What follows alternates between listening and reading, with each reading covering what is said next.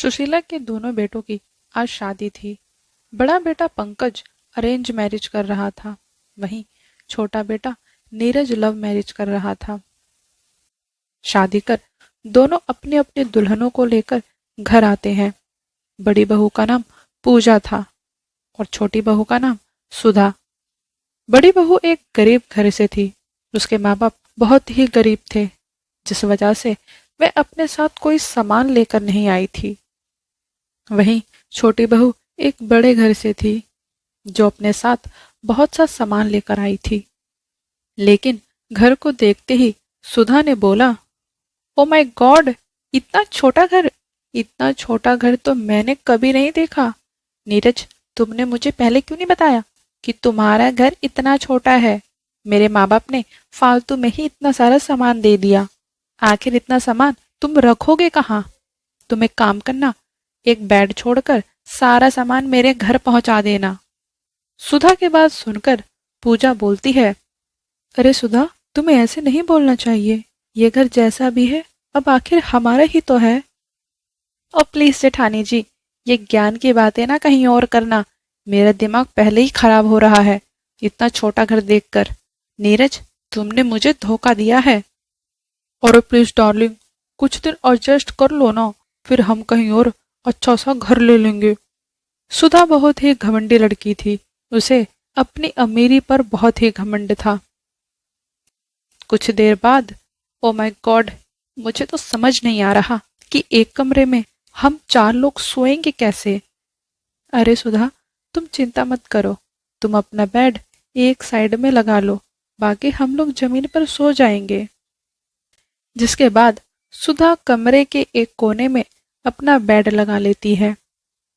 अब पूजा, पंकज और उसकी सास एक साथ जमीन पर चटाई लगाकर सोते हैं। वहीं दूसरी तरफ सुधा अपने पति के साथ बेड पर सोती है। पता नहीं किस घर में मैं शादी करके आ गई। यहाँ तो प्राइवेसी नाम की कोई चीज ही नहीं है। ऊपर से ये मच्छर मुझे और परेशान कर रहे हैं। अगली सुबह, बहुओं, आज तुम्हारी पहली रसोई है, तो तुम दोनों अपने अपने हिसाब से जो समझ में आए बना लो। चूल्हा बाहर आंगन में ही है। चूल्हा? माँ जी, आप कहना क्या चाहती हैं कि मैं चूल्हे पे खाना बनाऊंगी? नो, नेवर, कभी नहीं। मैं चूल्हे पे खाने बनाने वाली नहीं हूँ। कोई बात नहीं सुधा, मैं खाना बना देती हूँ। पूजा खाना बनाने चली जाती है और सुधा यहाँ नीरज से बोलती है, नीरज बेबी प्लीज, मेरा पिज्जा खाने का बहुत मन कर रहा है। आप मेरे लिए पिज्जा मंगा दो ना। ठीक है सुधा, मैं तुम्हारे लिए अभी पिज्जा मंगवा देता हूँ। कुछ देर बाद एक तरफ पूजा, पंकज और उसकी सास दाल रोटी खा रहे होते हैं। वहीं दूसरी तरफ सुधा और उसका पति पिज्जा खा रहे होते हैं। फिर रात में, हे भगवान, मैं कहाँ फंस गई हूँ? यहाँ तो इतनी गर्मी है, एक पंखा भी नहीं है इस घर में। सुधा, तुम बोलो तो मैं तुम्हें हाथ वाला पंखा दे देती हूँ, उससे तुम्हें थोड़ी राहत मिलेगी। कोई जरूरत नहीं है जेठानी जी, बस आज की रात कैसे भी कट जाए। कल सुबह होते ही मैं अपनी माँ से एसी मंगवा लूंगी। मैं नहीं मरने वाली इतनी गर्मी में। कैसे कैसे वह रात तो कट जाती है कि अगले ही दिन सुधा ने अपने मायके बोलकर एसी मंगवा ली।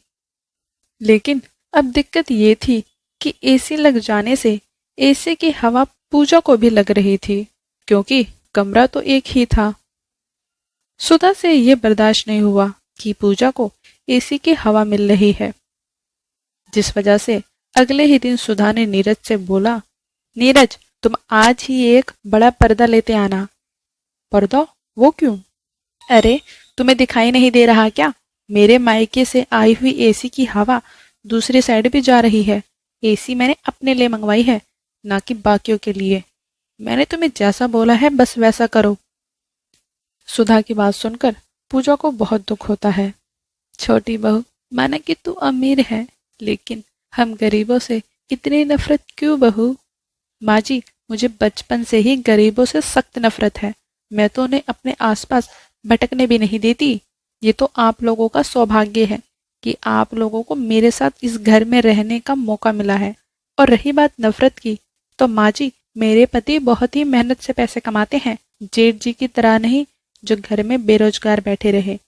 सुधा अमीरी में इतनी घमंडी हो गई थी कि उसे इस बात का भी होश नहीं था कि वह कब और क्या बोल रही है। फिर एक दिन नीरज जब ऑफिस से घर आ जाता है। क्या हुआ नीरज, आज ऑफिस से बहुत जल्दी आ गए? हाँ, वो सुधा, मुझे ऑफिस से निकाल दिया गया है। ऑफिस से निकाल दिया गया है? लेकिन वो क्यों? मेरे बॉस से थोड़ी कहासुनी हो गई थी, जिस वजह से उन्होंने मुझे ऑफिस से निकाल दिया। नीरज की नौकरी जाने की वजह से अब सुधा को काफी दिक्कतों का सामना करना पड़ रहा था। उसके पास अब पैसे ही नहीं बचे थे, जिसके बाद वह अपनी माँ को फोन करती है। माँ, मुझे कुछ पैसों की जरूरत है। वो नीरज की नौकरी छूट गई है, अगर थोड़े पैसे मिल जाते तो। मुझे माफ करियो सुधा, लेकिन अब मैं तेरी कोई मदद नहीं कर पाऊंगी। पहले भी मैंने तेरी बहुत ख्वाहिशें पूरी की है, लेकिन अब तेरे पापा का काम भी कम ही चल रहा है। हम तो खुद कैसे कैसे गुजारा कर रहे हैं। मैं तेरी कोई मदद नहीं कर पाऊंगी बेटी, मुझे माफ करियो। इतना कहकर सुधा की माँ ने फोन रख दिया। फिर एक दिन, माँ माँ, कहाँ हूँ, इधर आओ। क्या हुआ बेटा? हाँ जी, किस बात का हल्ला किया है आपने? अरे माँ, पूजा, मेरी नौकरी लग गई है, वो भी एक बहुत ही अच्छे कंपनी में, और सैलरी भी बहुत अच्छी है। ये तो बहुत ही खुशी की बात है बेटा। भगवान तेरा लाख लाख शुक्र है जो मेरे बेटे को नौकरी मिल गई। भगवान के घर में देर है, लेकिन अंधेर नहीं। सुधा को अपनी गलती का पछतावा होता है। मुझे माफ कर दो माँ जी, जेठानी जी, मुझ में अमीरी का इतना घमंड आ गया था कि मैंने ना जाने आप लोगों को क्या क्या कह दिया। शायद भगवान ने मेरी घमंडी का ही फल मुझे अब दिया है। कोई बात नहीं बहू, तू हमें अपना कुछ माने या ना माने, लेकिन तू हमारी छोटी बहू है और हमेशा रहेगी। हाँ सुधा, तू तो मेरी छोटी बहन जैसी है, भला मैं क्यों तेरी बात का बुरा मानूंगी। जिसके बाद अब सभी मिलजुल कर रहने लगते हैं। कांता के दो बेटे थे, तुषार और अमन। आज दोनों की शादी थी। बड़े बेटे तुषार की अरेंज मैरिज थी और छोटे बेटे अमन की लव मैरिज। अरे माँ, जल्दी जल्दी करो ना, वहाँ राधा मेरा इंतजार कर रही होगी। हाँ बस, इतना उतावला हुआ जा रहा है शादी के लिए।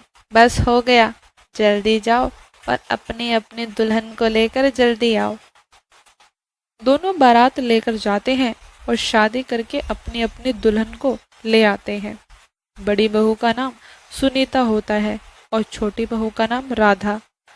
दोनों बहुओं ने घूंघट कर रखा होता है। कांता दोनों का घर प्रवेश कराती है। चलो बहुओं, जाओ और अपने कमरे में आराम कर लो। कल सुबह तुम दोनों की पहली रसोई है, और जो पहली रसोई में सबसे अच्छा खाना बनाएगा उसे मैं एक बहुत ही बड़ा इनाम देने वाली हूँ। इसलिए जाओ और जाकर अपनी नींद पूरी कर लो और कल सुबह के लिए तैयार हो जाओ। दोनों अपने अपने कमरे में चली जाती हैं।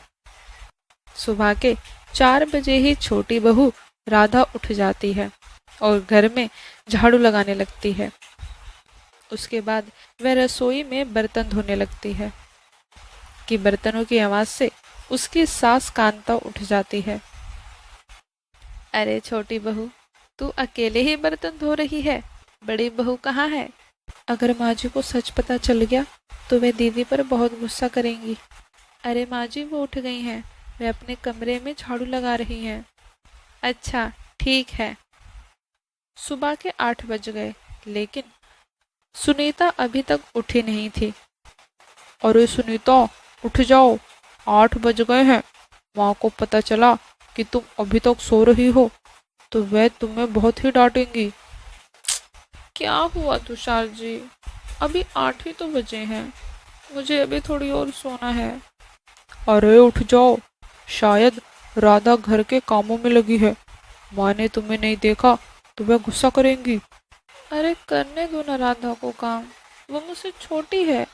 उसका घर में पहले उठना और घर का काम करना तो बनता ही है ना। प्लीज मुझे सोने दो। तुम भूल गई क्या? माँ ने कल क्या बोला था कि आज तुम्हारी पहली रसोई है और जो सबसे अच्छा खाना बनाएगा माँ उसे इनाम देगी। इतनी बात सुनकर सुनीता नहा धोकर तैयार होने लगती है। अरे, ये बात तो मैं भूल ही गई थी। पता नहीं माँ जी आज क्या देने वाली है। अच्छे से तैयार हो जाती हूँ।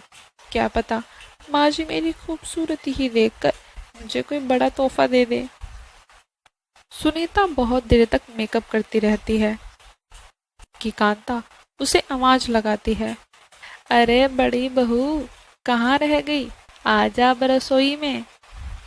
सुनीता वहां आती है। अरे सुनीता बहू, क्या करने लग गई थी? इतनी देर लगा दी तूने। अरे माँ जी, मैं तो आपका ही इंतजार कर रही थी अपने कमरे में बैठ के कि आप मुझे कब बुलाएंगी। अच्छा, ये बता कि तूने नहाकर पूजा किया कि नहीं? आज तेरा पहला दिन है इस घर में। ओह, अगर माँ जी को मैंने सच बता दिया तो कहीं माँ जी मुझे इनाम ना दे। एक काम करती हूँ, झूठ ही बोल देती हूँ। हाँ माँ जी, मैंने कर ली है पूजा। अरे, ये दीदी इतना झूठ क्यों बोल रही हैं? सच क्यों नहीं बता देती माँ जी को कि ये तो कब से सो ही रही हैं और उठी तो नहा धोकर मेकअप करने में ही 2 घंटे लगा दी। अच्छा बहू, पहली रसोई है, तुम दोनों खाने में क्या बनाओगी? चलो मुझे बारी बारी बता दो। माँ जी, मैं दम आलू की सब्जी, पनीर की सब्जी और पूरी बना लूंगी और मीठे में खीर बना दूंगी। अच्छा, और बड़ी बहू तू? माँ जी, मैं भी यही बना दूंगी। अब मैं अलग से क्या बनाऊं? अरे तू भी यही बनाएगी? तू कुछ अलग बना। घर में तेरी बुआ सास और ससुर आए हैं, कई तरीके के खाने रहेंगे तो अच्छा रहेगा। अच्छा माँ जी, तो मैं एक काम करती हूँ कि मैं छोले भटूरे बना देती हूँ और मीठे में सूजी का हलवा बना दूंगी। ठीक है। इतना बोलते ही सुनीता रसोई में जाने लगती है कि जभी कांता उसे बोलती है। अरे बहू, वहाँ कहाँ जा रही है? अरे माँ जी, खाना बनाने जा रही हूँ। और कहाँ जाऊंगी? खाना उस पर नहीं बनाना बहू, आज तुम्हारी पहली रसोई है और हमारे यहाँ पहली रसोई में चूल्हे पर खाना बनाया जाता है। चलो, तुम दोनों को मैं चूल्हे के पास ले चलती हूँ। आज तुम दोनों को वहीं पर खाना बनाना है। चलो मेरे साथ। कांता दोनों बहू को चूल्हे के पास लेकर जाती है। चलो बहुओं, अब खाना बनाना शुरू कर दो। दोनों चूल्हे के पास बैठ जाती हैं। राधा ने चूल्हे को एक बार में ही जला लिया और खाना बनाना शुरू कर देती है। वहीं सुनीता से चूल्हा जलता ही नहीं है। वह बहुत कोशिश करती है, उसके बाद जाकर उसका चूल्हा जलता है। फिर वह भी खाना बनाना शुरू कर देती है। दोनों खाना बना ही रही होती हैं कि उनकी ननद और उसकी बेटी वहां आ जाती हैं। मामी मामी, मुझे भी ये पूरियां दो ना। अरे पिंकी बेटी, ये पूरियां नहीं है, ये भटूरे हैं। हाँ तो मामी वही दे दो। सुनीता को गुस्सा आने लगता है और वे मन ही मन में बोलती है, गांव बसा नहीं और ये भिखारन पहले आ गई। ये लो पिंकी बेटी। नहीं मामी, मुझे दोनों हाथों में चाहिए। नहीं पिंकी, ये सब के लिए बना है, कम पड़ गई तो मैं क्या करूंगी? फिलहाल तुम एक ही ले लो। कि जब भी राधा उसे अपने पास बुलाती है। ये लो पिंकी बेटी, तुम पूरियां खा लो। थैंक यू मामी, छोटी मामी इज द बेस्ट मामी। सुनीता को गुस्सा आने लगता है। ये सब नज़ारे थोड़ी दूर खड़े होकर घर वाले देख रहे होते हैं। मुझे तो लगा था कि राधा बहू दूसरी कास्ट की है और लव मैरिज वाली बहू है, तो ये अच्छा खाना नहीं बना पाएगी और ना ठीक से घर को चला पाएगी, लेकिन इसने तो हमें गलत साबित कर दिया। हाँ, बिल्कुल ठीक कहा तुमने कांता। लोगों ने लव मैरिज वाली बहुओं को हमेशा से गलत ही समझा है, क्योंकि उसे उस घर के रीति रिवाजों के बारे में कम पता होता है, उसके अलग कास्ट होने की वजह से। लेकिन हमें भी समझना चाहिए कि सारी लड़कियां एक जैसी नहीं होती और ना सारी लव मैरिज एक जैसी होती हैं। हमारे तो भाग्य ही खुल गए कि हमें ऐसी बहू मिली है। जिसके बाद वे दोनों खाना लगाती हैं। सुनीता का जला भुना खाना कोई भी नहीं खाता और सब राधा के खाने पे टूट पड़ते हैं। तो बहू, कल मैंने जैसा बोला था कि जिसने सबसे अच्छा खाना बनाया मैं उसे एक बहुत बड़ा इनाम दूंगी, तो आज राधा बहू तुम खाना बनाने में जीत चुकी हो। ये लो, तुम्हें मैं इस घर की चाबियां दे दूंगी। आज से ये घर तुम ही चलाओगी। ये सब सुनकर सुनीता को अपने आप पर पछतावा होता है। उसे ऐसा लग रहा था कि वह अरेंज मैरिज करके आई है तो घर में बस उसकी ही चलेगी और सब उसकी ही सुनेंगे, चाहे उसका व्यवहार कैसा भी हो। लेकिन राधा ने अपने व्यवहार से सबको बता दिया कि लव मैरिज हो या अरेंज मैरिज, इससे कोई फर्क नहीं पड़ता। फर्क तो इंसान के व्यवहार से पड़ता है और राधा ने अपने व्यवहार से सबका दिल जीत लिया था और खाने से भी। हेलो दोस्तों, ऐसे ही मज़ेदार वीडियो के लिए मेरे चैनल को सब्सक्राइब करें और वीडियो अच्छी लगे तो वीडियो को लाइक करें।